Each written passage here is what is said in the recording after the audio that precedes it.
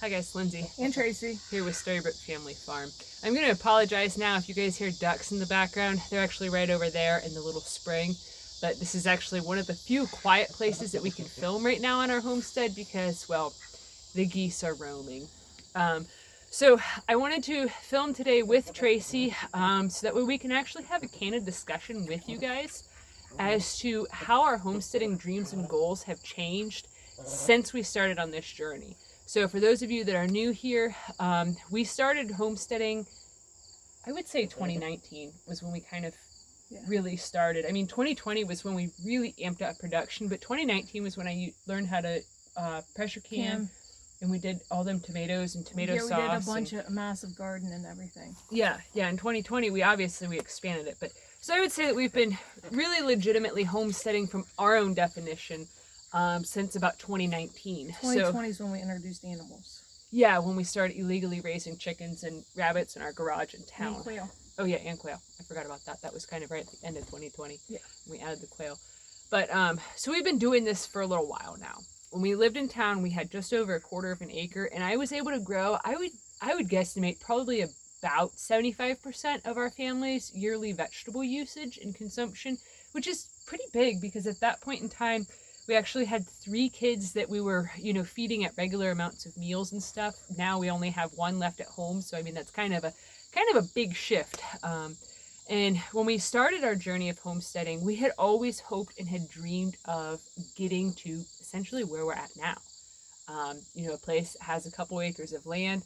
We'd actually hoped that we'd be able to have a lot more land than just 2 acres. But, there was a lot of things that starting out on this journey when we still lived in town, we had all these huge dreams and big epiphanies. And we lost sight of a lot of those things, not because we no longer desired them, but we realized that they were not all that obtainable for us.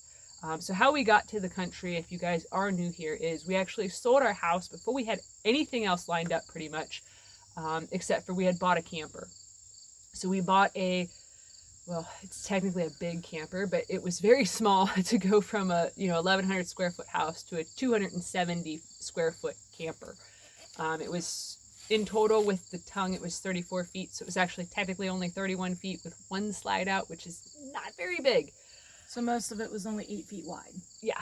To have, 3 people, and our son at the time, he was 15 whenever we moved into the camper. So I mean, that's a lot of bodies, plus 3 small dogs. And at the end, we also had a baby goat that we had to bottle feed that was living in the camper too, due to tragedy. But anyways, long story short, when we left town, kind of what I had hoped for was to be able to have essentially like 10-ish acres, 10 to 1 million, was kind of my hope and dream, because I basically kind of like, I used to really enjoy, well I still do, enjoy watching the show called Mountain Men, and what this one person on Mountain Men had created, his name was Eustace. He was in, I think, North Carolina. He had created a big wilderness area that was his own, that he had bought all the land and stuff, and he called it Turtle Island, and he just, was 1,000,000% self-sufficient from that property. And that was something that I had always honestly kind of hoped for, not to the extremities that he did, but, within logical reason and still had modern conveniences. I had really hoped that we would end up with a massive amount of land, and that we would be really, really off-grid, really remotely rural, and that we would, somehow, some way make all of our money from the homestead. What did you hope for? I'd hoped for a lot of the same. That we would have not 1 million acres, because that's not even feasible. Sure it is. No, it's not. If you're gonna dream, you might as well dream really big. I was gonna say between 10 and 20 acres. Yeah. Because being realistic, we still have to be able to take care of it. Yeah, and if it's woods, there's not that much regular maintenance that you need to do, but it is nice to, we're not the type of people that just let trees fall and just lay all willy-nilly and, let everything just sort of... Was that on camera? Because I turned to look and see. I don't know if my head was... Yeah, it might have been. Mm-hmm. Yeah, it was Daffy. I don't know if you've seen. But anyways, so... if you have a bunch of woods and you have a big sprawling amount of land, there is some leaving it wild that you can do and stuff. And I guess technically, you could just leave your woods all willy-nilly and have things fall everywhere and just look like a big old mess. But I'm not that type of person. I want to make things nice, neat, and orderly. And if a tree falls, it falls for firewood. That sort of a thing, to where everything gets utilized and used and has a purpose. So fast forward to, where we're at now. This is definitely not anything that we had envisioned when we set out on this journey. No. Like once we're like, okay, we're going to do the camper plan. We're going to buy a camper. We're going to do this because this is our only way out of town. Which it might seem like a big drastic jump to go from, 2019, 2020 to then boom, we move into a camper. But we had been looking honestly for over 3 years at land by the time we had bought the camper, which was in 2022. We had been looking for about 3 years of how do we get back to the country, because we both grew up in the country. The only reason that we had ever moved into town was because Tracy's job closed the plant down, moved the plant to another location that was not really all that feasible. It would have been almost an hour-and-a-half drive one way to work. Yeah, I think when we day. MapQuested it or Googled it or whatever, clearly I'm, elderly saying MapQuest. I don't even know if that's still a thing. I don't know. But when we had Googled it, it was, I think, an hour and 18 minutes or something ridiculous to go each way. And that's not, on the freeway. It was on, country roads that, don't get maintained that well in the wintertime. So in the wintertime, it probably would have been 2-3 hours each way to go to work. So it's clearly not sustainable. So that's how we ended up in town. But when we had been in town, before we had ever jumped off and had started the big honking journey, we had said it would be so nice and so perfect if we literally could just pick up our house from in town and plop it down on 2 acres of land. That's what we did. It's essentially what we did. The house that we have now, the fixer-upper, granted it needs way more work than our old house did and stuff. Well, I guess this house is just more forthcoming of what work it needed done, because our old house did need work done, but it was all stuff that you only really knew about if you lived there for a while.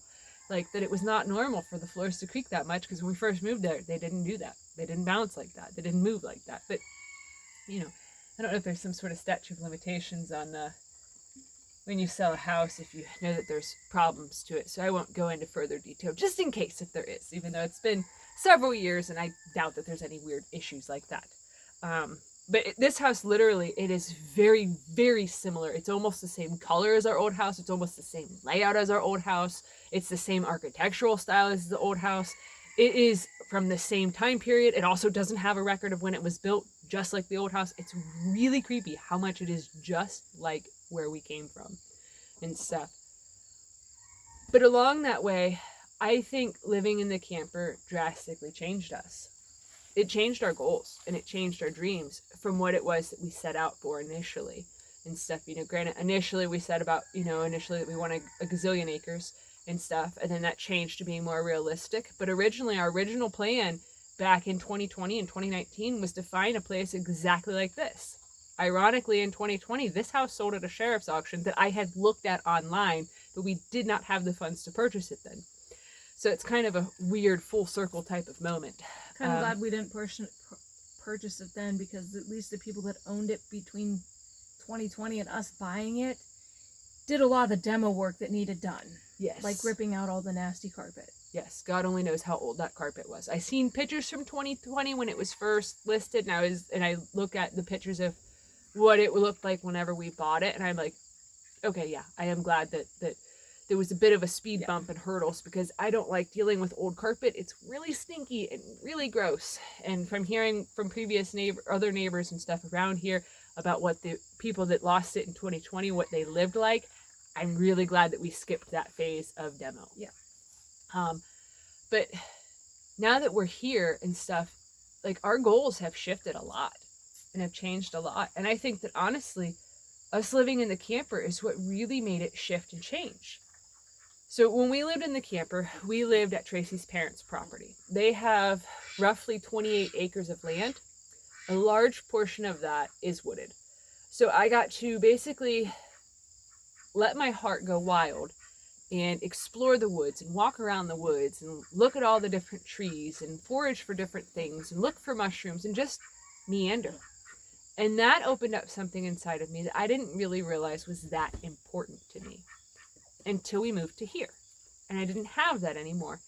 And that was something that made it really hard for me with the amount of woods that we have here, because that was a desire that I really wanted to have, but, you know, didn't realize it was that important until we moved here and I didn't have that anymore. And now I'm like, well, shucks, I really missed that opportunity to just be able to go, I wonder what that is over there, and just meander. Instead of being like, oh, well, that's on the neighbor's property, and that's on the neighbor's property. Oh, and that's on the neighbor's. Oh, and then there's a road there that's not our property.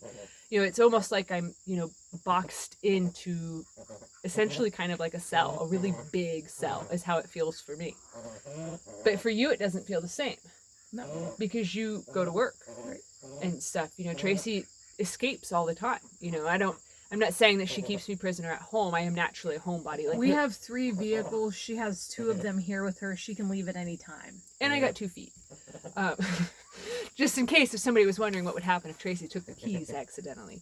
We have duplicate keys. I'm not carrying that many keys. That'd be ridiculous. She'd look like a janitor with like a big old honking thing of keys, Yeah, like in the movies. Yeah, like, It's no, I'm not going to carry both sets of keys for every vehicle we own. Yeah, that'd be ridiculous.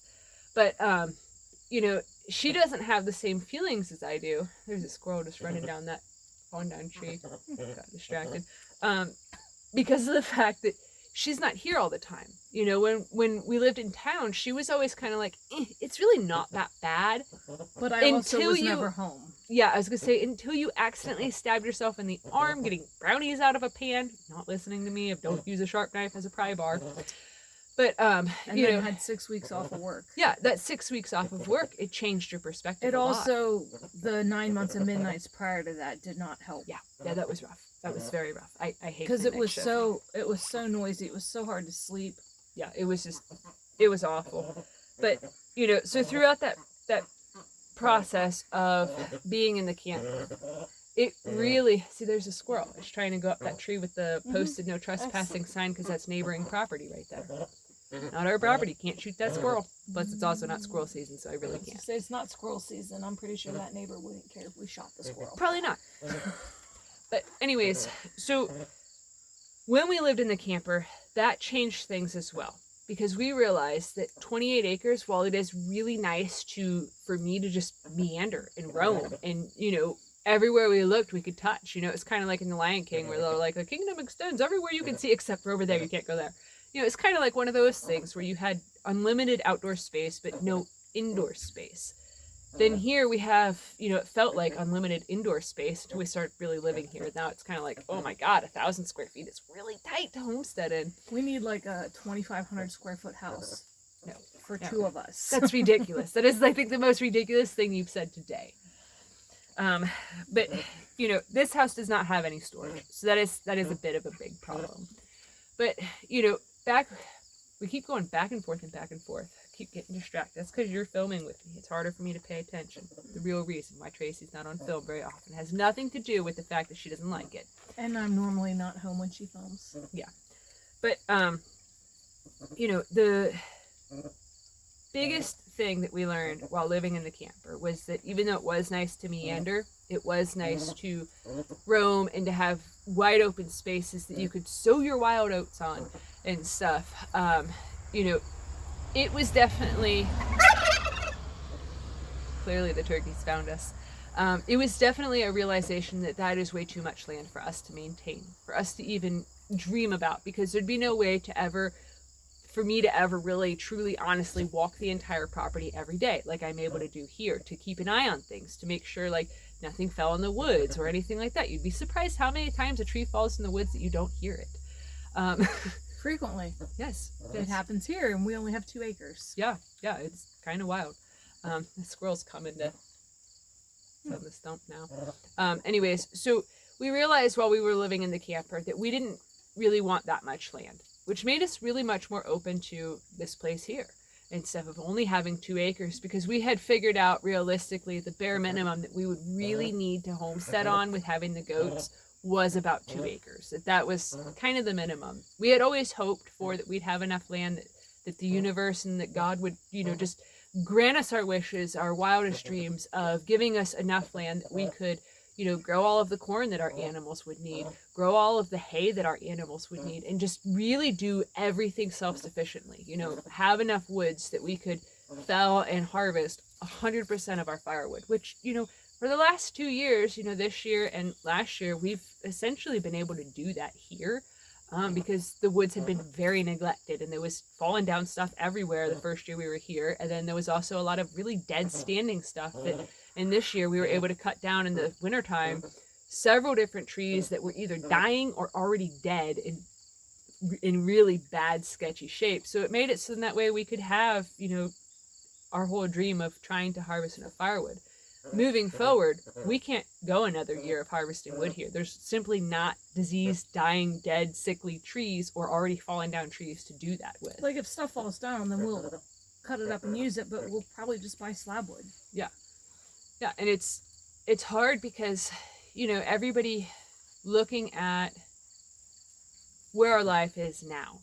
I understand why a lot of people say that this is their dream, because this was our dream for a long time, was to essentially be right where we're at right now. But now that we're here, I still have that same, wanting to have more, wanting to do more and stuff. And that is something that it's actually, it's quite hard to deal with and stuff, especially as my body starts really, sort of falling apart, but not completely. I don't want to try to be all dramatic about it and stuff, because it is healing, it is getting stronger, it is getting better. But this year, this summer especially, I had a lot of injuries and ouchies and sore spots and things that are very uncomfortable for me to deal with that have really slowed me down and have really held me back. And it's kind of one of those things of, well, my heart still desires to birth forth something that is so much more that we had always dreamed of. Not, it's no longer the dream of 10 to 20 acres, because we've realized that that's not something that's too much. Yeah, it's too much for the two of us to maintain. And we've realized that, this is something that's very easy for the two of us to maintain together, without Willie's help or anything of the sort like that. It's kind of it always distracts me when somebody texts me like that, especially when it's a big long, that just it blooped across, and I'm like, cell phones, they're so distracting. That's why I quit doing social media. It just kept distracting me. But the only nice thing would be if this was a one-story house. Yeah, that is something like a ranch style. Yeah. Because steps are hard, and not just for her. I have problems with steps too. Yeah. Tracy's got a lot of issues with her knees from old injuries and stuff of when she was a prostitute. Oh, thank you, Turkey Boys. I know I'm hilarious. You're hilarious, guys. But she's got issues with her hip, her back, and her knees as well. So it's not just me that has issues with doing the 11 steps to get in the front door, or the 3 steps to get in the back door, or the 14 steps to get upstairs. Or those ones are really bad. Yeah, because they're steep. I mean, our house is over 100 years old. It's got them steep old farmhouse steps. So you're basically climbing up a ladder and stuff to get up it. It's not, I know it's really awfully dramatic because we've seen worse and stuff. Cheryl, if you're watching this, I'm very much talking about your steps. Those are crazy. I was scared going up and down her steps. But, it's very hard because everything, from where you guys are seeing it and stuff, is something incredible here where we're at. But it's there's this lust and this desire and this dream of something that is so much more that I can't try to stifle that out inside of me. It's very much like when we were still living in town and Tracy kept saying, well, it's really not that bad here. It's really not that bad. It could be worse. It's really not that bad, but you could just grow some more, expand the garden a little bit more, or go on walks more often to get your fill of nature. And then it got to a point where I couldn't take it anymore and stuff. I just felt very boxed in with our 1/4 acre lot and stuff. There was just too many noises. I really wanted goats, and I couldn't take it anymore. And, now there'd be no way that we could ever handle going back to town with how noisy it is, because we have a hard time with how noisy it is here. And as you guys have seen, there's been 2 cars in the last 19 minutes that have gone down. That's actually a lot for 19 minutes. Yeah, it's just because of the time of day people are getting home from work and from church or whatever people do and stuff. So it is hard. and I don't want to say like, oh, we're not going to ever stay here or anything of the sort like that, because kind of we need to make sure that we're staying here for a while, so that way the whole septic thing gets taken care of. So it's kind of a big deal. But we would like to find a place with a little bit more land, Yeah. a one-story house, because that way Yeah. we could have more pasture area for our goats, Yeah, that's a big thing. so that they would eat less hay, Yeah. so they would be cheaper. Yeah. Because even if we get to the point where we don't milk, we can still raise them for meat, Mhm. or as really efficient lawnmowers. Yeah. And if they don't take care of it, we'll just get a couple sheep to throw in with them. Yeah, because that is something that we've talked about at length, is that, as my conditions and stuff, affect my hands more, I did switch to using an automatic milker, so it's not so taxing on me, so it's not so difficult. But milking is a very intense thing of sitting in an awkward position that doesn't do my back any favors and stuff, and doing, the turkey boys are desperately trying to they're right behind my chair, right there. So they're trying to figure out where the camera's at so they know where to go to say hello. It's kind of one of those things of, that is the straw that is the heaviest on our backs, is the milking of the goats and stuff. So that is the first thing, like as we age or downsize or whatever in the future, that is the first thing that we will end up inevitably cutting off. Because when she's not able to do it, I can't do it in the morning before I go to work. I don't Yeah. have time. It's too early, and they have to be milked twice a day. You feel like they're spying on us? I always feel like they're spying on us. Yeah. They're creepy. Yeah. They're creepy boys. That's because they're boys. Mm-hmm. But, and it's also challenging too for us because of the fact that none of our children have any desire in this lifestyle at all whatsoever. And if you guys don't know how teenagers are nowadays, it's not one of those things of where you just sort of force them to like it, because it doesn't work. Of course, I was one of them teenagers too, that if I didn't like something, I knew I didn't like it. I wasn't going to do it unless if, somebody asked me nicely. Like when my parents asked me to do stuff, I would help them with things and stuff without giving too much complaints and stuff. But and I grew up doing it, so I guess right. And to an extent, I grew up in this lifestyle kind of sort of too, just more so of just doing a big garden. right, where I dealt with animals. Yeah. Yeah. Well, my mom doesn't like chickens. Right. So, We had chickens. Or my great grandparents had chickens. Yeah. I had a traumatizing experience with chickens when I was little. My favorite chicken got killed by a whole bunch of other chickens, and I was terrified of chickens because I thought they'd be vicious. And then my grandpa, he got me and my sister each little chicks at another time. This was, I think, prior to that. And my sister's chick survived, and her cat killed my chick. So, I mean, clearly some sadness with chickens, but now I love them. But, moving forward, it is hard for us to say what the future holds. And I know that we've talked about, that we want to go and that we want to stay. And it's just, this back and forth like a pendulum thing, because it is a very hard thing. Like my heart is like, let's go. But my brain is like, wait a second here. This is a very logical thing to stay where we're at, to make adaptations to our house of, the only adaptation you really could do would be to put some sort of like stair lift on the inside to help with the whole stair things. And then just use the back door for entry and exit, because it's Yeah. only 3 steps. That's literally the only option that there is. We can't add on to the house because of where the location of the well is at. The only way that you could go would be right This way. kind of this way on top of the well area, and that's really just not a good situation, not a good potential thing for that. And then we'd have a whole second story of a house that we would literally never ever go up in there. So I mean, it's kind of a waste, kind of stupid, but it is hard too, because this view behind us is just, it is something that is $1 million view, which I know that the lighting right now is kind of wonky, but that's because we're kind of in the evening and it's dreary, and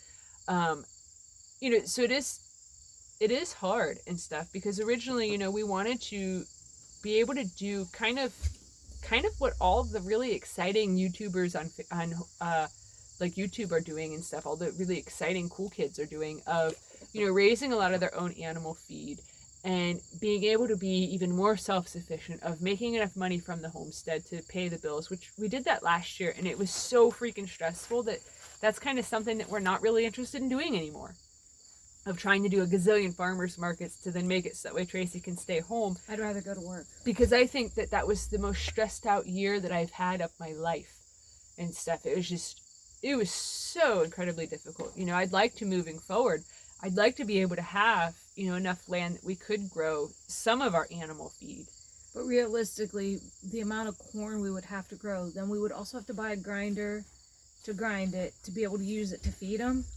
It's cheaper for us just to go to the feed mill and buy feed. Right. That's why I would grow things like pumpkins and Right. different feed sources and stuff, like for the goats specifically. Because the chickens, they'll eat some pumpkins and squashes and stuff, but they don't do it like the goats do. The No. goats, one of the ingredients that makes up the wormers and stuff, that like the dewormers for goats, because goats are very prone to getting internal parasites. One of the main ingredients in it is actually derived from pumpkin seeds, because those are a natural dewormer type They're thing. an natural anti-parasitic. Yeah, that's what I was looking for. That, and then walnut leaves from And black pine. walnut trees. Yeah, and pine trees. So I'd like to be able to have enough space that we could grow a lot of those specific type of crops specifically for medicinal purposes for the goats, but it also would be good for them to eat. And if we have more pasture area, they'll be less likely to get parasites. Yeah, and I know that it might seem like an easy no-brainer type of thing for us just to extend their pasture back all the way to the back property line, but that area of land back there, even everywhere the goats are at, in the springtime, it is incredibly wet. Goats do not do well with having water, with having wet feet.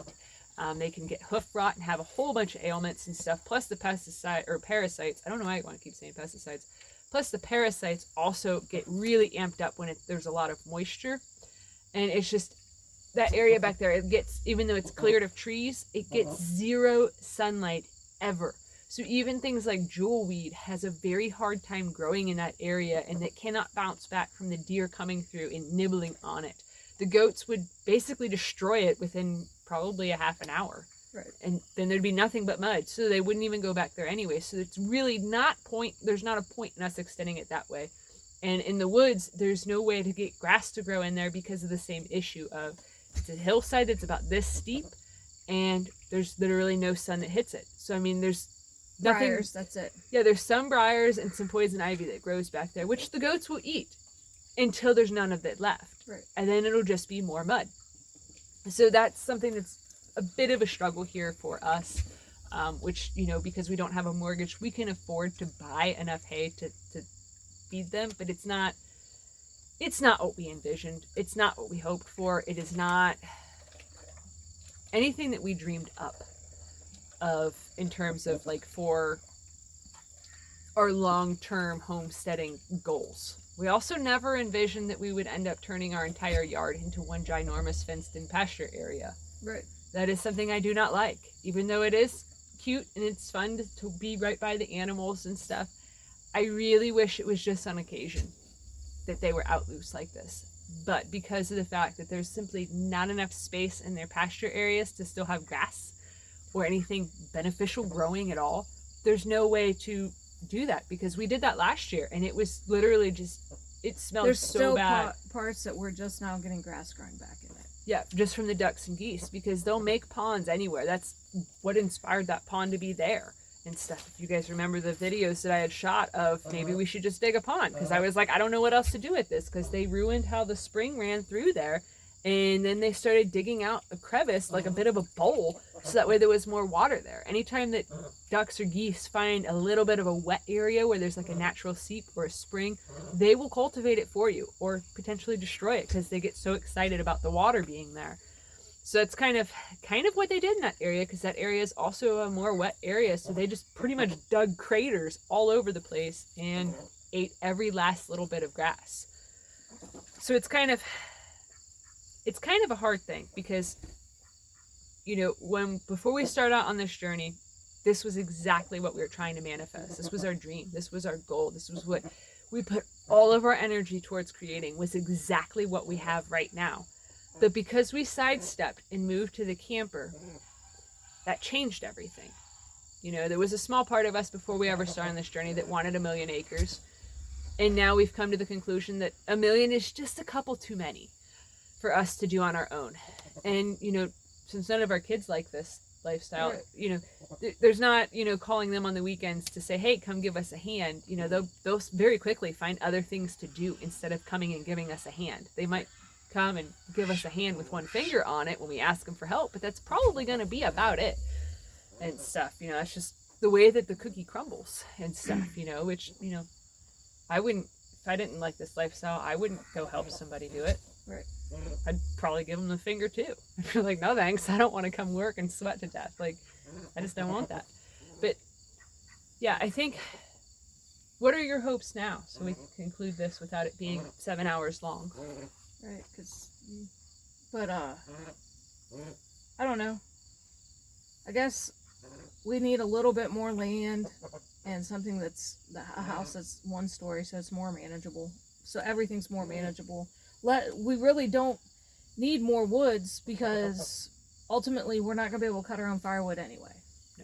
No, that is a big struggle point for me because I have so many issues with my hands and my wrists. Even the small Ryobi chainsaw, I have a very hard time holding it sideways to try to make a cross cut, to cut down even a small tree, because it hurts very badly. And you're not that keen with a chainsaw. And I'd prefer to keep my legs. Yeah. So I mean, you know, harvesting our own firewood, well, on paper that does sound like a fantastic thing because it does make it so you have free wood. Moving forward, you know, because, you know, next year, even if we're still here and stuff, we don't have the trees to cut down and stuff. You know, I'm not going to cut down perfectly good trees that aren't sick or aren't dying, you know, just to heat the house. You know, we've already talked about that we would have to just start buying like slab wood from different sawmills that are locally. So in that way we're, you know, using a renewable resource and stuff that they're already making, they're already doing, they already cut the trees down, they already cut them up, you know, then we could use them for building garden beds and, you know, also just for firewood. It'd be much easier and stuff, and it'd still be a very cheap, efficient way to heat the house. Yeah, so I think that moving forward, that's kind of on the same goals that I want. You know, I don't think we really need too much more of garden space. No, and like we're not going to do solar because I'd rather just pay the electric company. Yeah, because that was something we had really wanted to do and stuff. We had really looked into. Maybe solar for like our barn, but for our house, like I want to always be able to go flip that switch and the light comes on. Yeah, not have to stress out about batteries and all that stuff. Don't want to do the whole no internet thing because that's how we watch any TV is internet. Yeah, because when we started this, we really hoped that we would be like holed up on a hill somewhere with a bunch of woods around us, that we would never have to leave, that we'd make money from there, and we would be totally isolated, kind of on our own little planet and stuff of just isolation was what we had hoped for. And we're not, you know. Our house is not far from the road. The road, you know, leads to town. It's just a couple miles away, which is very convenient. I realized too that I don't want to be super far out in BFE. It's bad enough that right now we actually live about 35 to 40 minutes from the closest hospital. Yeah. That's about as far as I want to go from a hospital because they are still a very handy thing to be close to. Yeah, we've lived really far remote to where the closest grocery store was like 17 miles. The closest Walmart was like 35 minutes away, 40 minutes away. About 45 minutes away. Yeah, it was a different life then. The closest hospital was at least 45 minutes away. Yeah. The sheriff was 45 minutes away. Yeah, our house almost got broken into once, and the sheriff's like, well, if they didn't actually get in, do we really have to drive that far? And where we don't lived, want to. we didn't actually have a fire department that would come to our house. Yeah, they'd tell you to just step outside and take pictures as it burned down. Yeah. And stuff for insurance purposes. And they'd come out the next day to do their report. That's pretty much how remote we've lived in the past. And while we still lived in town, like, I had hoped to go back. I was even fine with going back to where we came from and stuff. But, like, the realities of having modern conveniences within 15 minutes is really, really nice. That is something that I don't want to give up. I'm fine with, you know, 3 vehicles going down the road in 35 minutes. Right. I'm perfectly fine with that because every vehicle that's gone by, they're neighbors. They live on our road, or they live on the next road over to the left a little bit and stuff. Like, it's not like our road is a cut through to anything except for some gas and oil fracking. So yeah, I was gonna say we're not the cut through to anywhere. Yeah, just a gravel road. Yeah, and that's kind of nice. That's worse than our road. Yeah, because ours is at least chip and seal. Yeah, that one turns to gravel. And there's potholes that are big enough to swallow up your whole car. Yeah. But yeah, so I think we've been long-winded enough. I hope you guys enjoyed this, and if you stuck around to the end, thanks. You're awesome. Thank you, Turkey Boys, for laughing with me. I know I'm hilarious. All right. Anyways, leave it a comment in the comment section below if you guys have ever experienced, setting out on a dream, setting out down a path, and then you realize, wow, shoot, this isn't where we wanted to go and stuff. Maybe collectively someone that has more experience than us has experienced something like this to where they want something, they get it, then they go, no, that's not it, and stuff.